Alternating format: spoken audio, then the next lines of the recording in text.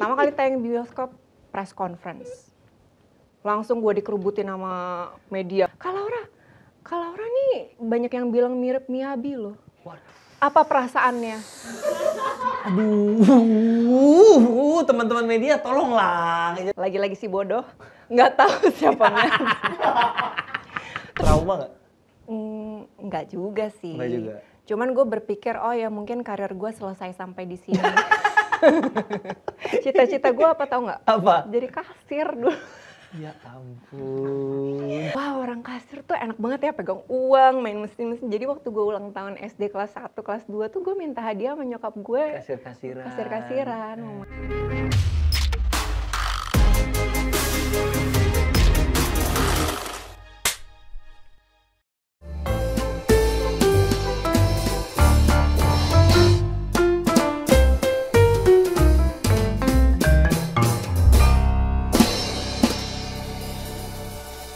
Selamat datang kembali di InFrame, sebuah bincang-bincang bersama para pelaku sinema. Hari ini kita kedatangan Laura Basuki. Yang ternyata gue baru tahu, ternyata Laura Basuki ini setengah berdarah Vietnam ya. Oh iya, nyokap gue Vietnam. Coba disapa dulu penonton dalam bahasa Vietnam. Aduh. Hambik noi ting yik. Bener gak itu? Itu artinya nggak bisa bahasa Vietnam. Oh iya bener, makanya kita harus kuasai pertama adalah saya tidak bisa bahasa ini. Itu memang kalimat. Mau tahu nggak nama Vietnam gue? Ada ya? Ada. Coba nama Vietnam Laura Basuki. Sung Tien. Sung Tien. Kok nggak, kalau Cina kan biasa 3 suku kata tuh. Iya. Kayak ada marga sama nama gitu. Gue cuma 2 sih, Sung Tien. Tanya dong artinya apa? Artinya apa tuh Sung Tien? Penasaran banget deh aku. Artinya adalah, jangan ketawa ya, bidadari di musim semi. Gue malu sendiri. Kayak bokep saya. Oh, musim semi maksudnya ya, maaf. Bidadari di musim semi. Itu nama udah ada sejak lo lahir atau kayak dikasih belakangan? Sejak lahir nenek gue yang kasih. Oh, tapi itu nggak ada di akte ya? Nggak ada. Kalau lu di akte apa? Laura Basuki. Laura Basuki aja. Basuki itu nama siapa? Nama bokap dari kakeknya, buyutnya semua Semarang kan. Oke. Jadi turunan cowoknya namanya Basuki semua. Oke. Cahaya Purnama. Nggak ada hubungan ya. Kalau itu beda kartu keluarga ya. Gue sampai kenyang Yayu Basuki, Vira Basuki. Iya juga ya. Basuki Cahaya Purnama. Bener-bener Yayu Basuki tenis. Kalau lu kan bulu tangkis ya. Iya. Ada banyak hal menarik yang saya pelajari tentang Laura sejak kita untuk pertama kali akhirnya bekerja sama di Cek Toko Sebelah 2, di mana Laura memerankan Natali. Salah satunya adalah debutnya di layar lebar. Luar biasa sekali debut Laura di layar lebar itu. Loh, masa lalu itu nggak boleh dijadikan sebuah aib, Laura. Oh, itu bukan aib. Bukan aib ya, cuman banyak kenangan aja di situ. Banyak kenangan. Jadi yang saya cukup terkejut, Laura yang anggun dan sangat berkelas ini rupanya debut layar lebarnya cukup liar perannya ternyata ya. Saya cukup terkejut ya di sebuah film berjudul Gara-Gara Bola tahun 2008. Teman-teman bisa cari di YouTube atau cari di OTT. Peran Laura di situ sebagai perempuan yang liar sekali. Lo tuh jadi awalnya model ya, Laura? Model dulu. Terus habis itu Nia Dinata ngeliat foto di majalah. Oke. Habis itu panggil casting buat film Gara-Gara Bola. Itu pertama kali casting film. Majalah apa sih? Bazar, Dewi gitu-gitulah. Kan berkelas. Lalu si bodoh ini datang casting. Si bodoh ini. Datang casting dan gue kan nggak punya banyak referensi film Indonesia dulu. Jarang banget nonton film Indonesia. Casting pertama pula. Casting pertama 2008. Terus ya udah pas gue baca skenarionya, oh adegan ciuman, make out, sepele. Udah Asik. biasa. Cuma saya Kayaknya sehari-hari. ini mah biasa di film Indonesia mah biasa. Gitu. Kirain. Udah syuting santai, nggak ada beban sama sekali. Pertama kali tayang di bioskop, press conference. Langsung gue dikerubutin sama media kan. Udah nonton mereka? Udah, dikerubutin. Terus mereka bilang, Kak Laura nih banyak yang bilang mirip Miyabi loh. Waduh. Apa perasaannya? Aduh, teman-teman media tolonglah, jangan gitu-gitu amat gitu. Kenapa langsung Miyabi gitu loh. Terus, lagi-lagi si bodoh, nggak tahu siapanya. Terus gue mencari Gue mencari-cari jawaban yang aman, Aduh. yang tidak terlihat gue nggak tahu Miyabi. Iya. Jadi gue jawabnya, masa iya? Gitu. Besoknya jadi highlight berita. Laura Basuki terkejut dibilang mirip Miyabi. Gue penasaran siapa sih Miyabi? Google dong. Mulai seharian itu gue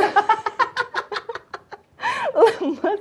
Gue baru sadar bahwa ternyata adegan intimasi itu nggak biasa di tahun itu. Di film kita. Kalau di kita. film barat biasa, di film Indonesia adegan intim itu sesuatu yang wow. Iya, jadi ternyata Tapi nggak gitu juga tiba-tiba dibandingin ke aktris porno sih, menurut gue itu kelewatan sih. Seandainya ketika lo ditanya lo tahu Miyabi siapa, jawaban lo apa kira-kira? nggak tahu juga sih gue bakal jawab apa, emang gue selempeng itu orangnya. Ya udah. Trauma nggak? Nggak juga sih. Nggak juga. Cuman gue berpikir, oh ya mungkin karir gue selesai sampai di sini. Kenapa sih yang begitu? Karena ya udah mungkin gue terkesannya mirip artis porno gitu, gue nggak akan dapat tawaran film serius abis itu. Gitu. Ternyata abis itu tawarannya serius semua. Wah, kenapa tuh menurut lo? Kenapa tawaran yang datang setelah film di mana lo tampil seperti itu justru film-film serius? Kalau kata yang castingan gue kan abis itu gue main 3 Hati 2 Dunia 1 Cinta itu melalui proses casting. Orangnya bilang sebenarnya dia baru ngeliat gue beda itu ketika gue dapat award di Indonesian Movie Awards untuk Gara-Gara Bola. Terus pas ngasih speech segala macam kok beda banget gitu sama karakter di filmnya. Itu award untuk apa? Pendatang baru. Aksi binal terbaik. Pendatang baru terbaik sama terfavorit. Gitu. Terus cara lo memberikan sambutan di podium itu kok tidak beda, seperti di film. Kok anggun, gitu. katanya. Kok bazar gitu ya. Terus gue bilang ya namanya film gue pikir gue bisa explore dan itu cuman acting, gue nggak akan dijudge, gue pikir gitu. Ternyata dijudge juga ya. Oke. Jadi buat teman-teman gue rasa banyak yang nggak tahu nih film kedua Laura ini sebenarnya salah satu film Indonesia terbaik yang pernah gue tonton. Judulnya 3 Hati 2 Dunia 1 Cinta, tentang romansa dua orang berbeda agama ya, berbeda suku dan berbeda agama. Yang memerankan tuh Laura Basuki dan Reza Rahadian. Menang berapa Piala Citra? 5 kalau gue nggak salah. Banyak 8 apa 9 gitu. Wow, lebih banyak lagi ternyata. Laura Basuki aktris pemeran utama terbaik, kemudian ada beberapa lagi yang dapat dan filmnya bagus banget. Gua nggak tahu sekarang bisa ditonton di mana, tahu nggak lo bisa tonton di mana? Nggak tahu. Coba cari 3 Hati 2 Dunia 1 Cinta. Pas dapat skrip itu dari Mizan yang juga image-nya wah religius nih gitu. Terus lo baca skripnya, gimana rasanya pas pertama baca skrip itu?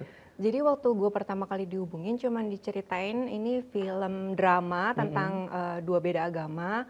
Terus nanti lawan main sama Reza Rahadian gitu. Dan waktu itu memang gue baru pertama kali nonton film dia itu Hari Untuk Amanda. Perannya dikit banget di situ dia. Iya, dikit bener. Tapi gue langsung, wah ini orang mainnya bagus banget. Setuju gue. Gitu. Jadi, waktu dibilangin gitu gue langsung, oh ya udah gue casting. Gue belum baca skripnya. Terus pas keterima baru gue dikirim skrip baca. Oh iya bagus banget sih ceritanya. Terus lo nggak kaget dapet, wow ternyata scene gue banyak ya gitu? Ya waktu dihubungin pun emang udah dibilang untuk peran utama.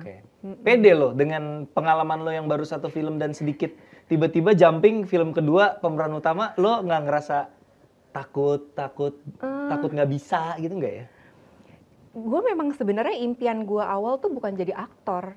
Tapi nggak tahu kenapa jalur gue di film tuh lumayan lancar bisa dibilang. Dan waktu itu ketika ditawarin peran utama gue nggak ada beban sama sekali, gue happy terus ngejalanin ada proses readingnya tuh hampir sebulan. Sama Reza juga sejak itu jadi temenan sampai sekarang. Jadi itu salah satu proses syuting yang paling menyenangkan sih buat gue. Udah pernah memimpikan jadi aktor ya? Cita-cita lo sosialita?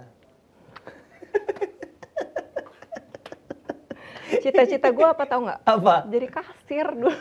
Ya ampun, Saking cita-cita lihat, jadi wah orang kasir tuh enak banget ya pegang uang, main mesin-mesin. Jadi waktu gue ulang tahun SD kelas 1, kelas 2 tuh gue minta hadiah sama nyokap gue kasir-kasiran. kasir-kasiran, mau main Passion lu kasir-kasiran. kasir ya.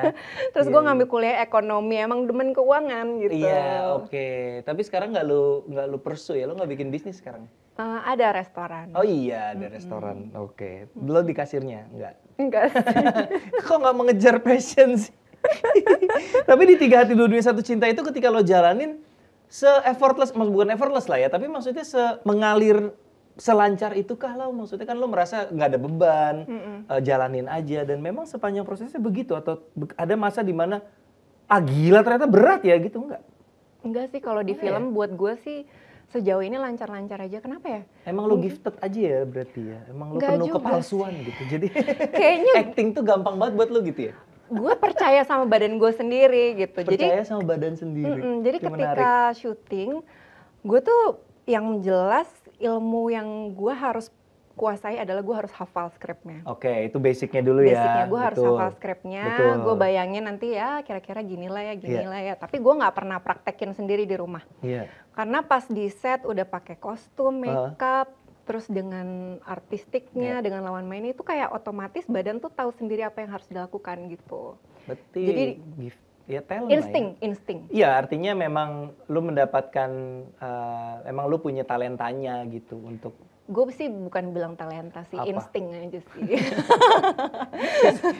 ya memang berbakat aja gitu. Jadi lu kayak oke dari awal kayaknya smooth gitu. Dan lu ketika di film kedua apakah lu udah kayak oke ini karir gue kayaknya gue akan menempuh karir ini kayaknya gitu nggak sih? Udah kayak gitu? Sebenarnya dari film pertama gue udah merasakan kenikmatan itu. Oh. Kayak di hidup kan gue berusaha lurus-lurus aja sebaik mungkin, tidak melanggar norma yang berlaku gitu. Kalau di film tuh gue bisa melakukan apa aja gitu loh. Baik. Kayak bisa, Iya. Baik. Nggak aneh emang sakit jiwa. Iya, kelihatan di cameo lo di Doyo Kotoya Leoncam itu. Nanti kita bahas ya film itu ya. Jadi lo merasa di film lo bisa break free dari pressure keseharian di mana lo harus behave, harus menjadi orang yang memenuhi ekspektasi orang, attitude lo harus seperti apa gitu ya? Iya, gue dulu sampai les modeling aja kan disuruh nyokap gara-gara gue nggak bisa pakai sepatu hak. Waktu SMA tuh gue tiba-tiba dalam setahun naik 12 cm. Dari yang paling pendek di kelas jadi tahu-tahu paling tinggi. Terus gue kalau diajak kemana-mana tuh nggak bisa pakai sepatu hak karena kayak gue ketinggian, gue kayak sengklek jalannya gitu. Terus nyokap gue masukin gue ke sekolah modeling supaya gue lebih percaya diri gitu dengan tinggi gue. I see. Jadi lu dulu tuh berarti di antara teman-teman lu kayak menjulang sendiri? Iya, menjulang sendiri. Nggak enak kayak gitu ya? Gue sampai berdoa, Tuhan jangan kasih tambah tinggi lagi, nanti gue cari laki. Untung laki lo gede ya. Tapi tinggi lo ketika itu sama sekarang jauh beda atau segitu dari dulu segini? Jadi tiba-tiba kelas 1 SMA naik 12 cm, abis itu udah. Mungkin karena doa gue didengar, jadi gue berhenti bertumbuh. Udah tuh dari SMA kelas 2 sampai sekarang kurang lebih segini lah ya? Segini taruh. Berarti lo SMA kelas 1 segini ya tingginya? Iya, tinggi banget emang. Terus lo main basket nggak? Enggak juga. Olahraga 6 lah. Kontennya 6 ya? Oke, tapi dari film pertama ternyata sudah merasa oke ini kayak karir yang menyenangkan. Berarti apalagi ketika lo di film kedua ya, berarti lo semakin memantapkan diri tuh kayaknya ya. Makin menikmati banget sih. Tapi abis itu nggak lantas, pertanyaan gue tuh kenapa setelah Tiga Hati Dua Dunia Satu Cinta lo jadi nggak suddenly jadi banyak gitu loh? Apa faktor, apa lo selektif banget, apa sih? Lumayan sih, gue lumayan milih-milih. Dulu kan pas awal-awal tuh gue takut main film yang gue nggak suka tuh gue nggak happy jadinya. Takutnya prosesnya lo nggak bisa nikmatin. Prosesnya gue nggak nikmatin. Jadi gue lumayan milih-milih banget. Terus tawaran yang masuk juga kadang-kadang belum cocok sama selera gue. Bukannya nggak bagus, tapi mungkin gue ngerasa, aduh gue mampu nggak ya, happy nggak ya ntar gitu. Karena masih baru juga kan. Jadi gue nggak terlalu banyak ambil film dulu. Berarti modeling lanjut berarti ya? Modeling lanjut. Tapi karir gue di modeling bisa dibilang dulu awal-awalnya susah juga sih, Nas. Kenapa? Kayak gue kan ngambil sekolah modeling di OKI. Itu selama 2 minggu tiap hari intensif pas libur sekolah. Habis itu dikontrak, ya udah gue casting, diajak lah casting iklan mulai dari brand kecantikan yang kelas A sampai obat merah, obat panu, kaki pecah-pecah. Sama gue casting, nggak ada yang keterima satupun. Tunggu, kaki pecah-pecah tuh kaki lo harus pecah-pecah nggak? Enggak ya? Enggak ya? Tapi pas casting lumayan kayak, aduh. Biasanya ada nyucinya juga. Aduh kudis. Biasanya kan kaki pecah-pecah tuh kan kena deterjen gitu, nyuci dulu. Simba, ya, penyakitnya Simba di kaki pecah-pecah. Nggak ada yang keterima, Nes. Jadi gue kayak, apa gue nggak cocok ya di iklan. Kenapa menurut lo nggak keterima? Apa acting lo, kan berarti lo kan sebenarnya talented gitu, berarti harusnya dari casting udah ada nih kelihatan nih gejala-gejala bagus nih. Iya, kalau casting tuh kadang kameranya dinyalain rekam, kadang enggak gitu loh. Kadang mungkin gue rasa politik juga ya, mereka udah ada kandidatnya masing-masing, ini buat rame-ramein doang. Formalitas. Terus casting, tapi itu bukan gara-gara bukan film ya, berarti banyak kan iklan ya, karena kan tadi bilang gara-gara bola tuh film, benar-benar casting film pertama. Casting film pertama tuh gara-gara bola. Terus ya udah, wah nggak bisa nih. Terus agensi gue ya udah, Laura jagain kotak sumbangan di kawinan. Asher. Oh gitu, ada kerjaan kayak gitu. Kotak sumbangan. Itu bukan anggota keluarga ya? Bukan, ternyata banyak kayak model-model tinggi-tinggi gitu jagain kotak sumbangan. Pernah. Jagain kotak sumbangan. Thumbnail tuh, produser thumbnail tuh. Laura Basuki jagain kotak sumbangan. Berapa gig yang lo ambil dengan job desk seperti itu? 2 kali. 2 kali. Habis itu gue bilang sama nyokap gue, kayaknya enggak lagi deh, mah capek.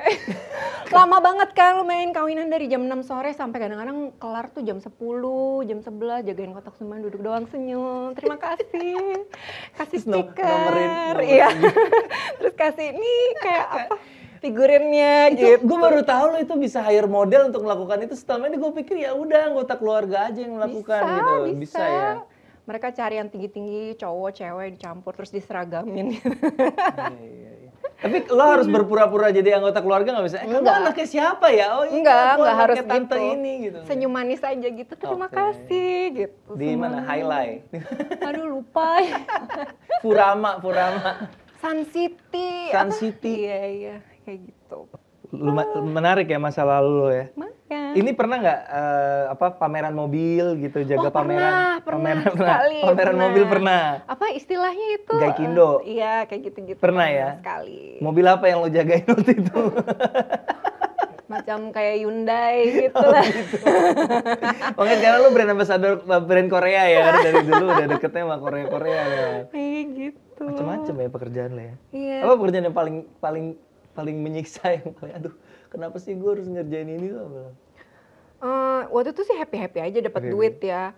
Tapi yang gue paling menyiksa adalah casting sih sebenarnya. Casting tuh casting menyiksa iklan ya? Buat gue. Karena ngantri kan, lama nunggu, terus tempatnya kadang susah jauh-jauh, terpencil.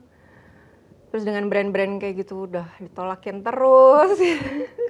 Ya untung gue rasa gue keterima film tuh gara-gara udah biasa depan kamera deh. Gara-gara casting iklan itu, begitu casting film kayak udah nggak ada beban, ya udah castingnya gitu. Jadi berarti tetap ada hikmahnya lah semua. Lumayan. Semua ya, ada obat panu dan lain-lain itu ya, ada hikmahnya juga. Terus nggak keterima ada hikmahnya juga. Terima ditolak-tolakin aja tapi malah bikin mental jadi kuat ya. Iya. Iklan pertama apa lo? Shinzui, lo tau nggak sih sabun Jepang? Jepang? Sabun. Itu pakai casting apa enggak? Pakai casting. Tapi casting. setelah film gue kayaknya itu. Lah justru maksud gue kalau udah film kok masih di casting juga ya kan, udah tahu Laura Basuki gitu. Shinzui. Sabun batang kan itu ya, sabun. Dia ada cair, ada batang. Mau presentasi dulu tentang Shinzui. Secantik kulitku. Emang gitu ya? Padahal kulit dia udah begini dari lahir, dia mau pakai abu gosok juga begini aja udah, emang begini kulitnya, bukan karena sabunnya. Ya tadi gue bilang Laura untuk sebuah perjalanan karir film yang cemerlang di awal gitu ya, habis itu lumayan selektif karena film-filmnya tidak terlalu banyak. 2012 Republik Twitter, Di Timur Matahari, 2013 Madre. Dari 2013, 2014, 2015 tahun satu loh. Madre, Haji Backpacker, Love and Fate. Nah, gue married tuh 2011 Nas. Jadi abis married, gue emang setahun satu paling kan pengantin baru. Berarti ini yang gap ini yang pas lo punya anak tuh 2016 ya kalau nggak salah? 2017? Ya lahirnya 2016. Lahirnya 2016 ya? Hamilnya 2015. Oke, ini makanya 2016, 2017 break dulu. Baru 2018 ada Doyo Kotoy Ali Oncom. Lo kalau nonton film Doyo Kotoy Ali Oncom? Doyo Kotoy Ali Oncom itu film komedi yang bikin Anggi Umbara. Yang main itu Panji, Fedi Nuril sama Dwi Sasono. Kalian ada yang nonton filmnya nggak sih? Ada Laura satu scene tau gak lo? Nggak inget lu ya? Laura jadi waria di situ. Laura jadi perempuan yang gini tapi sebenarnya dalamannya laki. Mengecoh Fedi Nuril. Aduh itu gila itu. Gue nonton itu kayak, wah Laura Basuki bisa kayak begini ternyata. Itu cerita di pitch. Anggi tuh nge-pitchnya gimana sih ke lu kayak? Apa siapa yang ngajak Sanjay? Casting directornya MD atau siapa? Casting directornya waktu itu cewek ya, asistennya Mas Kak Sanjay. Dia waktu itu nanya, Kak Laura pengen peran apa lagi sih? Bridgingnya gitu dulu. Aduh apa aja deh yang penting belum pernah aku bilang gitu kan. Terus dia bilang, oh jadi gini Kak, ada satu peran, kita udah ditolak sama 11 aktris. Ditolakin banyak banget Kak gitu. Emang apa ceritanya? Aku kirim sinopsisnya ya gitu. Kirim sinopsis. Masa karakter lu ada di sinopsis cuma satu? Ada. Oh, ada di sinopsis. Gue kerjain. Ditolak 11, diterima sama Ai. Di sinopsis sudah menggambarkan apa yang harus lo lakukan di film. Gitu. Sini gue kerjain cuma sehari ini gitu. Karena gue ada di titik bosen banget sama peran-peran yang drama-drama gitu kan. Karena image lo kayak gitu ya, spesialisasinya di situ ya. Gue pengen mencari sesuatu gairah lagi gitu loh. Akhirnya itu bisa dibilang salah satu hari terbahagia gue. Gue bisa pakai alat itu-ituan. Alat gitu-gituan. Gue hari itu sex toy, pakai sex toy. Happy banget. Kemana-mana keliling, muter-muter, jalan ketawa-tawa. Haha, gue punya ini, gede banget nih. Karena tidak pernah bisa lo alami di produksi lain. Di produksi lain, di kehidupan nyata juga gue nggak mungkin begitu. Why ya kan? Mungkin aja. Ikat-ikat terus jalan-jalan itu kan nggak mungkin. Aja. Mungkin, tapi reputasi suami lo yang dipertaruhkan. Wah gue happy banget hari itu, ketawa terus. Padahal syutingnya bisa dibilang itu 24 jam. 24 jam? Iya. Jadi callingan itu 5:30 pagi, gue baru kelar jam 5:15. Anggi Umbara, saya di Comic 8 juga pernah mengalami begitu. Anggi emang kadang-kadang suka rada-rada. Saking itu nggak ada yang mau ya, filmnya tuh udah selesai syuting. Tinggal adegan itu doang yang belum. Gitu. Mereka tuh udah kelar yang kedua atau gimana deh. Karena memang syuting sekaligus 2 film. Syuting sekaligus 2. Jadi lu tuh kayak beresin lu, it's a wrap gitu dong. It's a wrap, baru gara-gara scene gue diambil hari itu. Ya ampun. Sehari. Nggak ada yang mau soalnya. Kalau lo penasaran sampai kayak apa sih perannya sampai 11 orang menolak Laura Basuki dengan bahagia mengambil, cari aja filmnya Doyo Kotoy Ali Oncom di Disney Hotstar kalau nggak salah ada, coba aja cari. Lo harus melakoni adegan ya ada kissing gitu sementara udah nikah gitu-gitu tuh ribet nggak sih izinnya? Lo apa? Kalau sama Leo tuh, gue pasti menjelaskan. Aku di adegan ini ada ciumannya. Iya. Lebih ke menyampaikan. Masalah di approve apa enggak, pokoknya nanti kamu lihat di bioskop udah jadi. Jadi kalau mau cemburu udah telat, udah ada di bioskop. Ngasih taunya sejak sebelum nggak? Pas hari H mau dilakukan adegan itu.